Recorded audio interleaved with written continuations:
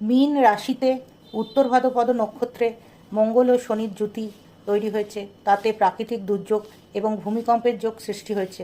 এটার জন্য কোথায় কি হবে সেগুলো জানতে আমার ভিডিওটায় একটা লাইক এবং শেয়ার চাই। নতুন বছর শুরু হওয়ার আগেই পুরো ভারতের বুকে শুরু হয়ে যাবে বিরাট আন্দোলন, দাঙ্গা হাঙ্গামা এবং তার সঙ্গে বোম বিস্ফোরণের ঘটনাও ঘটতে পারে। পূর্ব ভারত তথা পশ্চিমবঙ্গের লোকেদের এইটুকুই বলবো যে আপনারা সাবধানে থাকবেন। কোনো সেনাবাহিনী নামতে পারে, কোনো মিলিটারি অ্যাকশন নেওয়া হতে পারে সরকারের তরফ থেকে। বিরাট অগ্নিকাণ্ড বা কোনো আগ্নেয়গিরি থেকে কোনো অগ্নুৎপাতও হতে পারে, বিরাট বোম বিস্ফোটও হতে পারে।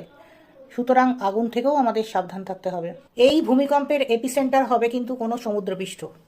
তাই 27শে মে থেকে 5 জুন অবধি যে টাইমটা আছে সেই সময় দক্ষিণ ভারত থেকে কোনো সুনামি বা ঝড় আসতে পারে এবং 3-4 ঘন্টার মধ্যে আর জল সিটিতে প্রবেশ করতে পারে। এবং সবচেয়ে বেশি যেটা এফেক্ট হবে সেটা হচ্ছে কেরালা, তামিলনাড়ু ও তার পার্শ্ববর্তী এলাকা।